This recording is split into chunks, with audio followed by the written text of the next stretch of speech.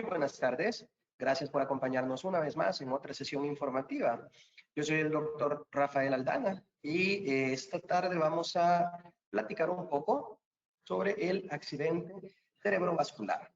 Anteriormente habíamos hablado sobre infarto agudo de miocardio y nos vamos a dar cuenta que, si bien es cierto, son dos situaciones completamente diferentes, el mecanismo mediante el cual suceden son similares.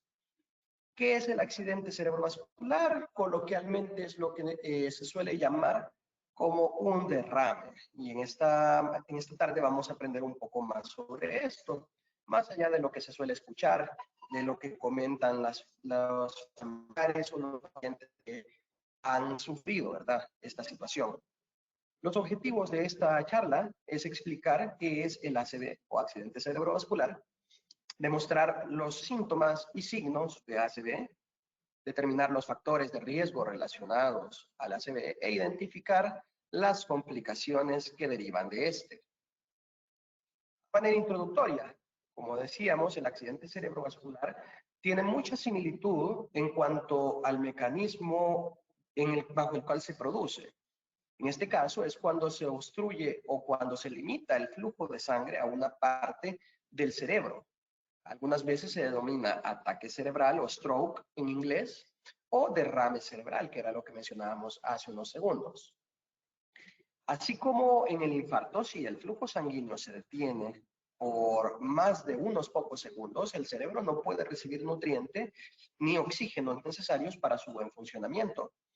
Las células cerebrales pueden llegar a morir si el flujo sanguíneo se interrumpe de manera prolongada. Y cuando hablamos de manera prolongada, quiero que sepan que en este caso no es mucho tiempo lo que se tiene. Ya vamos a llegar a determinar cuánto es lo que una célula cerebral puede vivir sin flujo sanguíneo.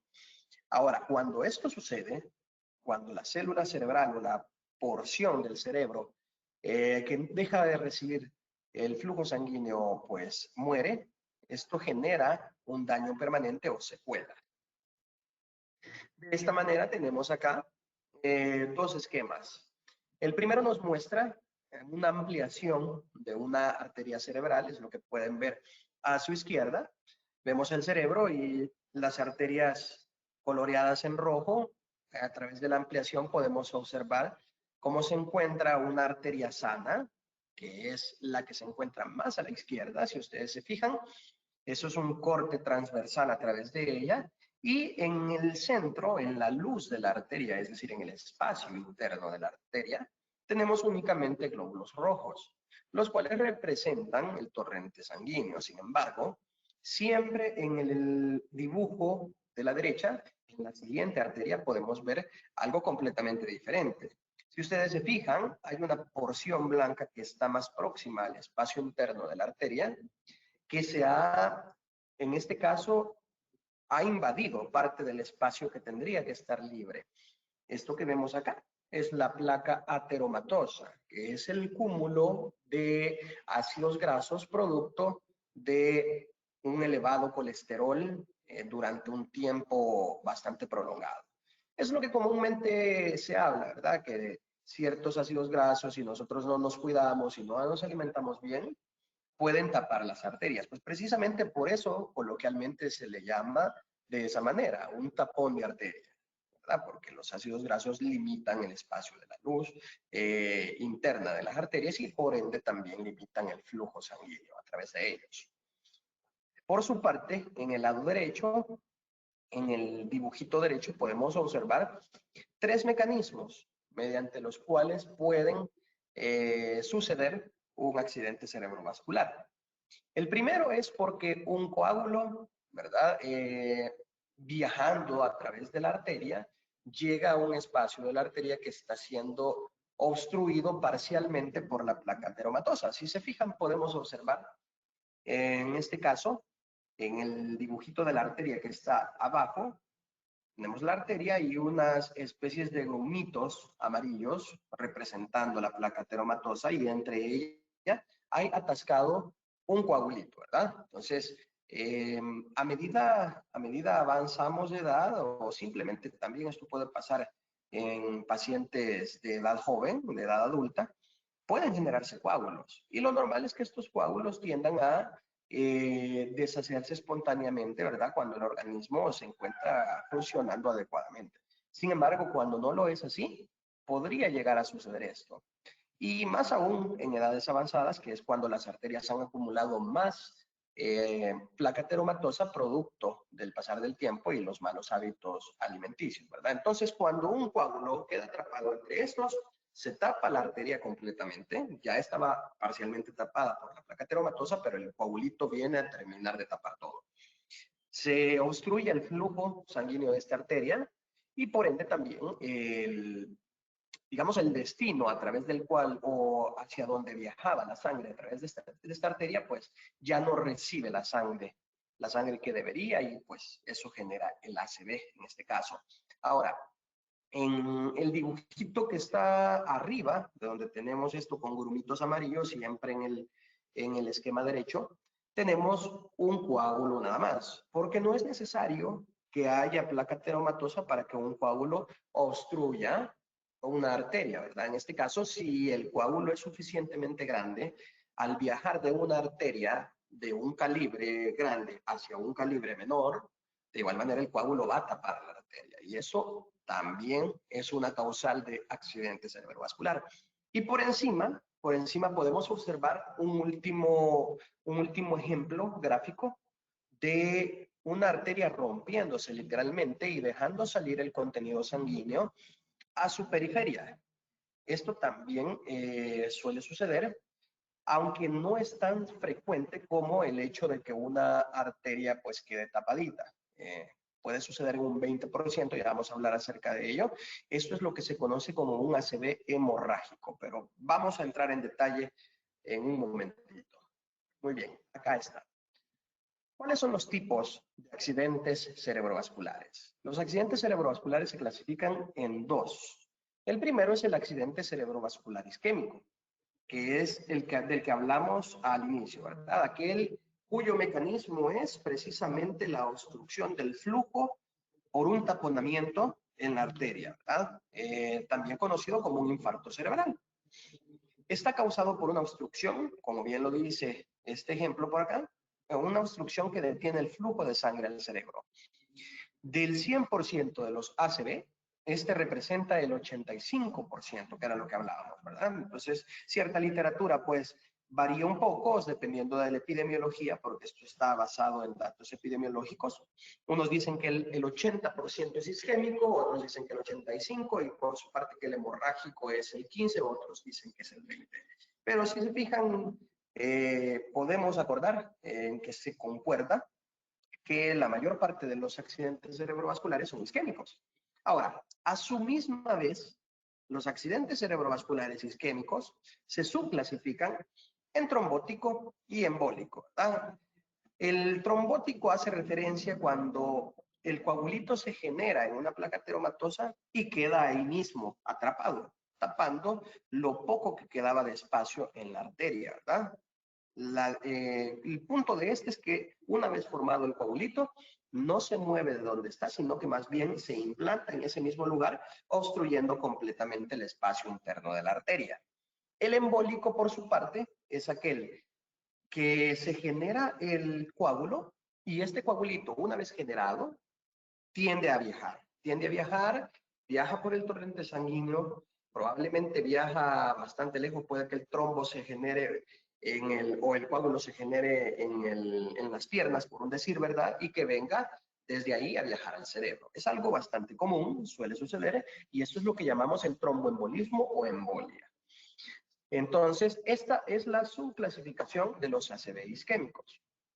Por su parte, tenemos el ACV hemorrágico, que también conocido como derrame cerebral. Y precisamente se le llama derrame por eso mismo, porque la arteria se termina rompiendo y tenemos la exvacuación, ¿verdad?, del torrente sanguíneo hacia el contenido cerebral.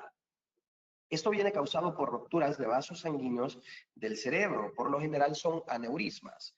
Suelen ser defectos en las capas internas y medias de las arterias, Es decir, que así como la arteria estaba dibujadita anteriormente, si nos podemos retroceder un poco, vamos a observar una capita blanquita, una rosadita y por último la última que está pegadita a lo que se ve rojo. Son 3 capas. Un defecto en esas capas de la arteria, de la pared arterial, pueden generar la ruptura, ¿verdad? Una similitud bastante práctica para comprenderlo vendría a ser como cuando a una llanta se le hace un chichón. Así precisamente, las arterias pueden generarse, pueden tener esos chichoncitos, ¿verdad? Y que con el paso del tiempo y si hay variaciones fuera de lo normal de la presión arterial, pues la misma presión va debilitando más y más la pared a tal punto que termina rompiéndose. Entonces, este es el segundo tipo de ACV, el hemorrágico, ¿verdad? Representa el 15 o el 20%, dependiendo de la literatura que se esté consultando, y es causado precisamente por la ruptura de la arteria en el cerebro. A su vez, este ACV hemorrágico se subclasifica en hemorragia cerebral o parenquimatosa o en hemorragia subaracnoidea. Para que tengamos una idea, el cerebrito como tal, ¿verdad? Tiene dentro de él arterias, ¿verdad? Y cuando una de ellas se rompe, estamos ante un ACV hemorrágico o parenquimatoso, ¿verdad? Hemorragia cerebral o parenquimatosa. Pero sobre el cerebro, más bien envolviendo al cerebro, tenemos las capas meningias, que son una especie de foamy. Yo así lo explico para términos sencillos. Es una especie de foamy acolchonadito cuya función es, aparte de brindar flujo sanguíneo también, pues genera una especie de colchoncito ante los movimientos de la cabeza, ¿verdad? Que pudieran dañar por aceleración o desaceleración al cerebro. Claro que en este caso la hemorragia subaracnoidea, si bien es cierto, se encuentra dentro de la clasificación, no es el tema central de nuestra sesión informativa. Muy bien, habiendo clasificado entonces los tipos de ACV, resumimos el ACV isquémico, ¿verdad? En su fisiopatología. La fisiopatología de cualquier enfermedad es la forma en cómo ocurre un suceso patológico o una enfermedad. En este caso, pues acá, como bien lo dice la proyección, la mayoría de los accidentes cerebrovasculares son isquémicos, ya lo mencionamos. Este ocurre cuando un coágulo de sangre u otras partículas obstruyen los vasos sanguíneos. Las otras partículas de las que habla, pues eran también la placa ateromatosa, ¿verdad? Que irrigan al cerebro. Los depósitos de grasa, llamados también placa, pueden causar obstrucciones al acumularse en los vasos sanguíneos. Y aquí podemos observar otro dibujito haciendo referencia a, en este caso, ¿verdad? Un coagulito de sangre que está tapando la rama izquierda de la bifurcación de esa arteria. Un ejemplo del ACV hemorrágico, en este caso, es este que vemos acá. Es prácticamente lo que veíamos en la imagen anterior, pero aquí se ve de una manera más definida. El ACV hemorrágico ocurre cuando la arteria del cerebro pues se rompe literalmente. La ruptura de esto filtra la sangre al espacio cerebral, ¿verdad? Y pues con lo consiguiente, aquí tenemos doble daño, porque no solo la hemorragia genera un aumento de la presión intracraneal, sino que también pues por la misma ruptura hay otra porción del cerebro que está dejando de percibir o de recibir esa sangre, ¿verdad? Si lo vemos desde este punto de vista, el ACV hemorrágico pues podría considerarse más peligroso que el ACV isquémico, ¿verdad? Precisamente por eso. Porque no solamente hay que ir a destapar prácticamente esa arteria, sino más bien hay que ir a drenar el contenido sanguíneo, reparar la arteria, pues, y garantizar el flujo sanguíneo, que el flujo sanguíneo sea restablecido. La presión alta y los aneurismas, que ya los mencionábamos anteriormente, que son esas, hicimos la analogía con los chichones que pueden aparecer en las llantas, solo que esta vez aplicado a las arterias, son ejemplos de afecciones que pueden provocar un ACV hemorrágico. Muy bien. Los síntomas suelen ser similares, tanto para el hemorrágico como para el isquémico. Y pueden incluir adormecimiento u hormigueo. Esto puede darse ya sea en la cara, esto puede darse en los miembros superiores, miembros inferiores o incluso en la lengua. Ahora, ¿por qué se da el adormecimiento? Esto puede ser también por la misma isquemia o la falta de oxígeno en las partes que controlan el resto de nuestro cuerpo. Vamos a notar cuando vayamos viendo cada uno de los síntomas que la sintomatología puede ser bien florida, bien amplia, y precisamente porque estamos tratando con el centro de mando de todo nuestro cuerpo, ¿verdad? Entonces, un síntoma pudiera ser eso, el adormecimiento o hormigueo, confusión, el paciente puede verse repentinamente desorientado, con dificultad para hablar. Cabe mencionar que esto se llama afasia, ¿verdad? Es cuando un paciente habla con mucha dificultad o habla, hay algo que en semiología se nos enseña que la gente lo suele mencionar como arrastrando las palabras, no se puede pronunciar bien la R o se habla y se entiende muy poco de lo que el paciente está dando a explicar, o pudiera ser que habla incoherencias, ¿verdad? Aparte de eso, pueden haber problemas repentinos en la visión, es decir, mirar borroso, no ver nada, mirar solo en una parte del campo visual, ¿verdad? Lo que son las hemianopsias, es bastante común esto cuando el área que controla, ¿verdad? El sentido de la vista se ve afectada. Pueden haber dolor de cabeza muy intensos, repentinos y sin causa desconocida. Aparte de eso, pudiera haber dificultad para movilizar los miembros, pérdida de la fuerza en los miembros o del tono, que es cuando el paciente literalmente queda aguadito de un brazo, ¿verdad? Literalmente no lo puede movilizar, o que cuando intenta, por ejemplo, tomar un objeto se le va a caer porque ha perdido la fuerza en el brazo. Esto puede suceder en brazos, piernas, puede haber desviación de los rasgos faciales, incluyendo tosis, que es cuando el paciente, en este caso, el parpadito se le cae, o la desviación de la comisura labial, que es lo que a veces se puede ver en los ACV, que es cuando la comisura labial se va hacia un lado, por ejemplo así, o de este lado. ¿Verdad? Entonces es bastante florido, bastante amplia la forma en que se puede manifestar. Ahora, en este caso, cuando usted presente, esperemos en Dios que nunca suceda, pero si alguien conocido suyo o usted llega a presentar estos síntomas, vamos a recordar en este caso una mnemotecnia, que es FAST. En inglés quiere decir rápido. Y esto nos sirve como una prueba para darnos cuenta si estamos ante un peligro de ACV. La F de la palabra FAST hace referencia a face, que es la cara. Entonces, puede usted intentar sonreír y esto tiene que ver con la desviación de la comisura labial que hablábamos hace un momento. Por lo general a las personas se les dice, trate de sonreír, ¿verdad? Y es simétrica la sonrisa. Sin embargo, cuando hay desviación vamos a ver asimetría. La sonrisa se va a desviar, ¿verdad? Si usted se fija, se le pide a la persona que sonría y hay que tener en cuenta si hay un lado de la cara caído o que no responde ante la sonrisa. La A de esta mnemotecnia FAST hace referencia a arms, que son brazos. Era lo que hablábamos anteriormente. Pide a la persona que levante los brazos y si un brazo se levanta, aun cuando la persona esté intentando, el otro no se levanta, ¿verdad? Si uno se levanta y el otro no, entonces puede que estemos ante un posible ACV también.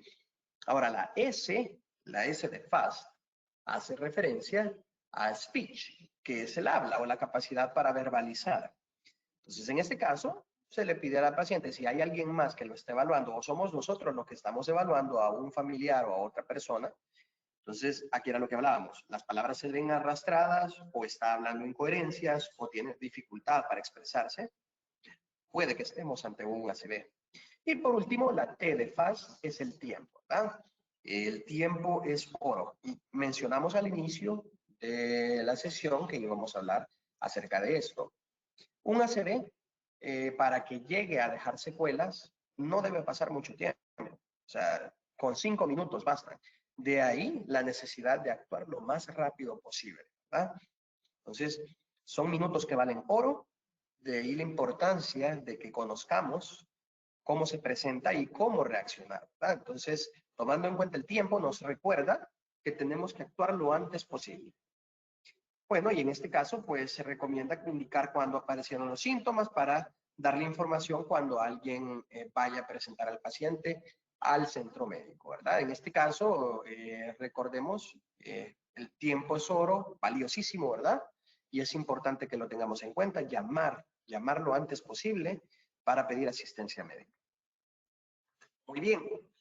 Y ustedes se recuerdan, en las últimas 2 sesiones, que hablamos de hipertensión e infarto, vamos a encontrar por lo general las mismas premorbilidades. Entonces, en este caso, siempre las personas con sobrepeso, con hipertensión, con dislipidemia, que son los trastornos del colesterol y los triglicéridos, y con diabetes, están más propensas a desarrollar ACV. Los factores de riesgo, siempre tenemos a los no modificables, ¿verdad? Y los modificables. Por ejemplo, la edad, a medida avanza la edad, ¿verdad? Es más probable que por el acúmulo de grasa y el aumento del tamaño de la placa ateromatosa, ¿verdad? Corramos más riesgo de desarrollar esto. Bueno, y los antecedentes familiares también con lo de las dislipidemias. Los aspectos modificables, en este caso, ¿verdad? Tenemos similares a los anteriormente vistos, el tabaquismo, la exposición pasiva al humo del cigarrillo, ya que genera una contracción o disminución del tamaño interno de las arterias, la diabetes, el sobrepeso, el colesterol alto, la dieta, todo esto son parte de los hábitos que podemos modificar para evitar desarrollar un ACV. Ahora, con respecto a la sobrevivencia del ACV, todo va a depender de qué tan rápido se actúe y también de la arteria que se esté afectando, porque no es lo mismo que se vea afectada una de las arterias de mayor calibre del cerebro, por ejemplo, una directamente en el polígono de Willis, que es prácticamente el tronquito de arterias de donde salen las otras ramificaciones, a que sea una arteria más pequeña, ¿verdad? Ahora, si a pesar de todo esto el paciente pues logra estabilizarse, cabe mencionar que dependiendo del tiempo entre el inicio de los síntomas y la atención, pueden haber ciertas complicaciones. Una de ellas es la parálisis. Es probable que el paciente pues ya no pueda mover uno de sus brazos, una de sus piernas, o en este caso pudiera afectar también la simetría en la cara. Puede que el paciente quede con rasgos faciales alterados, como lo que mencionábamos, tosis, el parpadito abajo o la comisura labial desviada, ¿verdad? Eso pudiera suceder dependiendo de la evolución del ACV. Asimismo, dificultad para deglutir, es decir, para tragar, porque también se pudiera ver afectada la motilidad del esófago. Dificultad para hablar, las afasias, ¿verdad? Si el área central que controla la capacidad de verbalizar se ve afectada, pues también pudieran haber complicaciones de este tipo, pérdida de la memoria, que es lo más común, y cambios en la conducta y en la capacidad del cuidado personal. En general, esto es lo que teníamos preparado este día para que lo revisáramos, pues yo los escucho. Si alguno de ustedes tiene dudas o preguntas, y con el mayor de los gustos las vamos a aclarar. No me queda más que agradecerles el tiempo y el interés de su parte, ¿verdad? Y espero verlos próximamente en una nueva sesión informativa. Muchas gracias y felicidades.